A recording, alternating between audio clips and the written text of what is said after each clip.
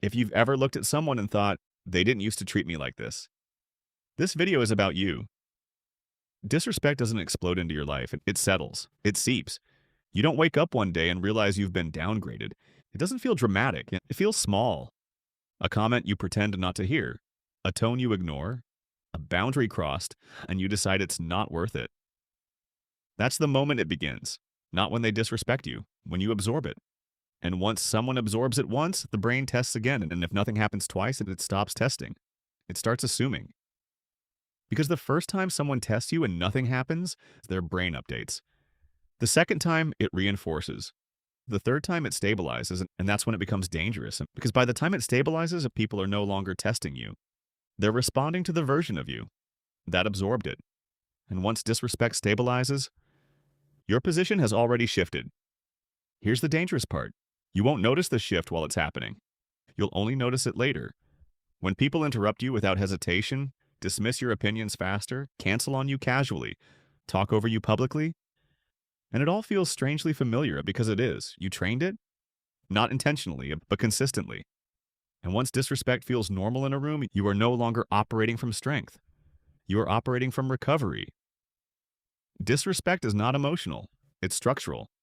People don't consciously sit there thinking, I'm going to lower his status today.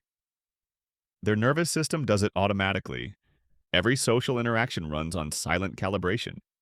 Who reacts first? Who explains more? Who tolerates tone shifts? Who absorbs tension? The moment someone tests you with a joke that cuts slightly too deep, with a dismissal that feels just a little too casual, with a last-minute cancellation delivered like your time is disposable, they are not attacking you. They are measuring you. And your response becomes data. If you over-explain it, you communicate insecurity. If you laugh it off, you communicate tolerance. If you react emotionally, you communicate leverage loss. The downgrade doesn't happen when they act. It happens when your reaction tells them there are no consequences, and once their brain logs, this behavior is safe here, it becomes normalized. That's why disrespect feels like it increases gradually, because it does. Small calibration, then reinforcement, then repetition.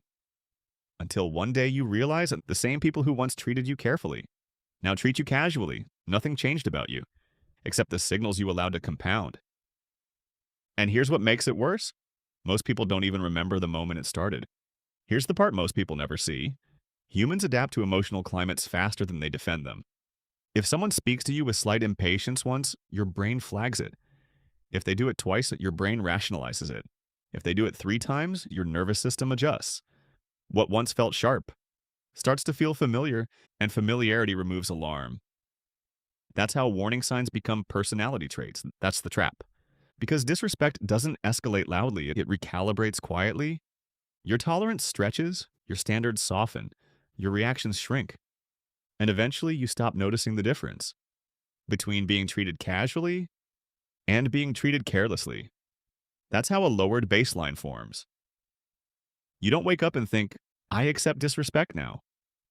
You wake up one day realizing you haven't felt respected in months, and worse, the people around you don't think they're doing anything wrong. Why would they? The behavior was never corrected.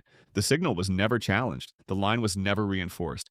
So the brain does what brains do. It conserves energy. It stabilizes around the new normal. And once disrespect becomes normalized, it becomes invisible.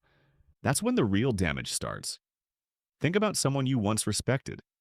At first, they spoke carefully around you. They waited their turn. They asked instead of assumed. Then something small happened. Maybe they made a joke that crossed a line. You smiled instead of correcting it. Next time, the joke was sharper. Still, you stayed quiet. Then they interrupted you mid-sentence. You let it go. Then they canceled on you last minute. Again. You said, no worries. What they experienced wasn't malice. It was confirmation.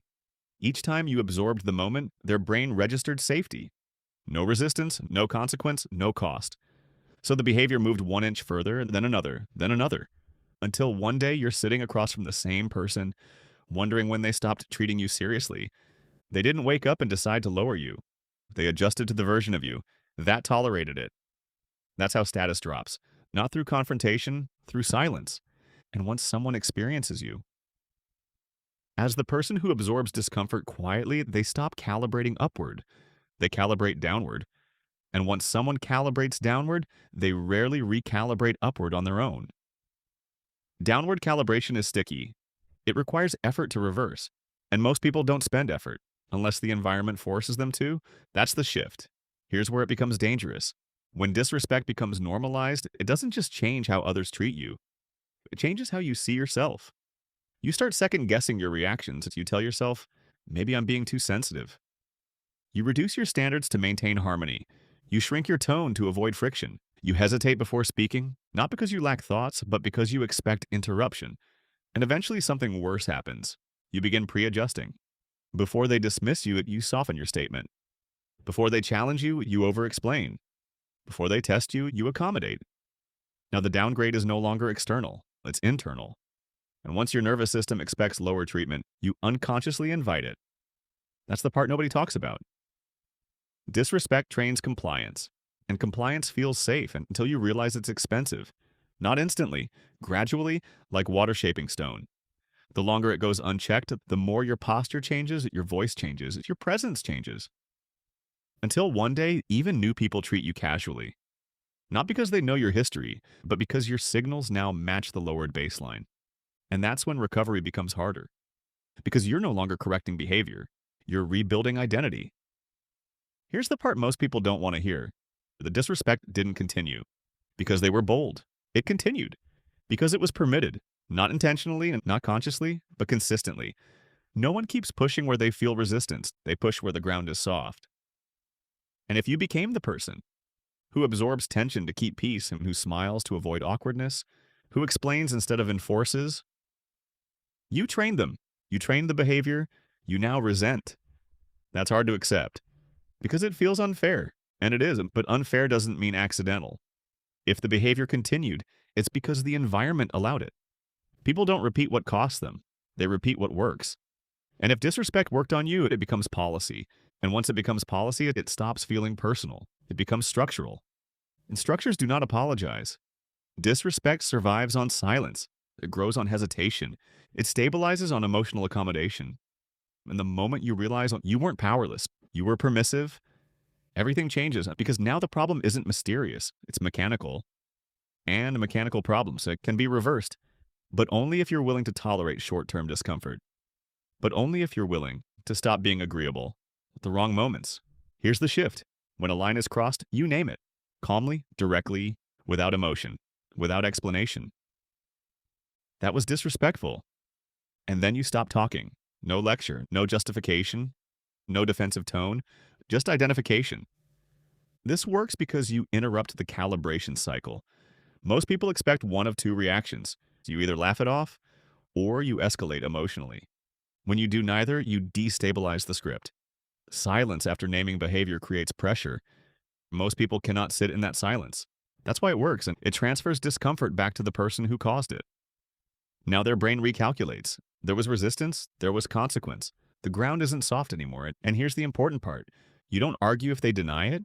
You don't explain why it felt wrong. You simply let the label sit. Because once something is named, it can't pretend to be invisible. You are not trying to win. You are correcting baseline. And baseline corrections don't require volume. They require certainty. The second shift is quieter. You stop rewarding behavior you don't want repeated. Most people unknowingly reinforce disrespect.